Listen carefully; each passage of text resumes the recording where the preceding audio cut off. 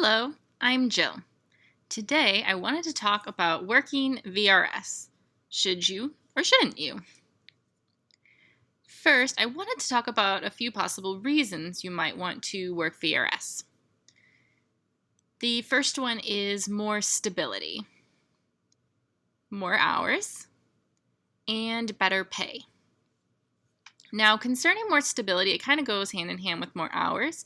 Typically in VRS, it's easier to get a lot of hours. You can get 4, 6, 8, even I think up to, 10 hours within one day, which is a little bit more tough if you're working freelance. Concerning stability, with freelance work, sometimes your paycheck, really just depends from month to month. And this way it's a little bit easier to know how much money you'll be getting every month. And typically VRS tends to be more stable with your schedule, so you're kind of aware of what your budget's going to be like. And then better pay.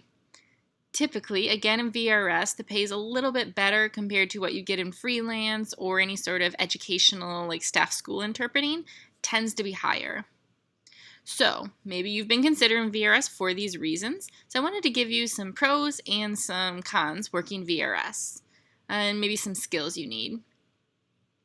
Really, you need to have a diverse amount of knowledge. In VRS, you could have so many different things pop up, so many different topics. It could be educational, like calling for schools, could be calling the mechanic, or, like a car shop. Really, it could be almost anything you can think of, I mean, you have like basic knowledge. You don't have to know everything, but just being able to handle that is important. If you feel like maybe you wouldn't be able to handle that type of diversity, maybe it wouldn't be good for you to do VRS. Also, you need to be able to handle a diverse clientele, and have the skill to understand, there's going to be different regional signs. And, the people that come up on your screen and make calls, they could be all over the U.S. and even possibly international. So you need to be able to handle different levels of sign language. Some people have what's called, minimal sign skills. So you're going to have to be a little more gestural with them. Some people have their PhD, and they use a lot of technical jargon. So you have to be able to adapt to that. Also, understand, again, there's going to be regional signs, so sometimes you might not be familiar with that, and you have to be confident, be able to say, hey, I don't know what that means, or try and figure out what it means.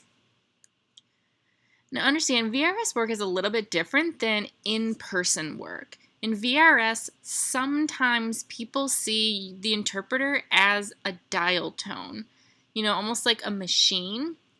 And so sometimes people aren't as friendly, or they're not mean, it's just, let's get on with the call, like you're making a call. It's not like when you go in person. I mean, there's really tons of friendly and wonderful people, but it's a little bit different than doing in-person work. And a lot of times it's a really fast pace too. It's not like you come into the assignment, you kind of, chill out for a bit. No, it's like you get call after call after call. So you have to be able to handle that as well. And again, it's just going to depend on your company or agency you work for. Some companies might have a little more lax pace, but the one that I work at tends to be a faster pace. So now I wanted to give you some of the requirements or skills, I guess some of the cons. And I'll give you some positives as well for working at VRS. So once I graduated, I pretty much started working there right away. And I feel like it was a really good learning experience. My knowledge improved so much. I mean, I felt I was already able to handle that, but at the same time, I still learned a ton of things, because you're interpreting so many different topics and you learn so much. So that was really cool. I learned a lot of cool different regional signs, and that's always good. Hey, I didn't know that sign, and then kind of keep it in the back of my mind and kind of build that skill set.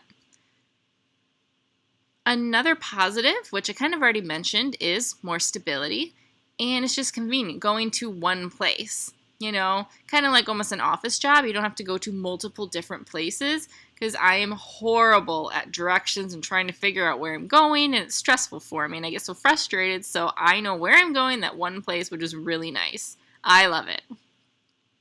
So, if you feel that everything I've said so far is good, you feel you could handle that, then go ahead and apply. And I'm curious, do you guys work VRS? Do you want to become a VRS interpreter? Let me know. Leave me a comment. What do you like about VRS? What's frustrating and you don't like about it? That kind of thing. And what positives? What have you learned from VRS the most? Let me know. I would love to hear from you guys. Okay? Remember to click like if you enjoyed the video, and remember to subscribe. Love to have you join the ASL Stew family. Also, can check out our Patreon page, and if you want to, you can give us some support and we'd appreciate it. Okay, see you in the next video. Bye!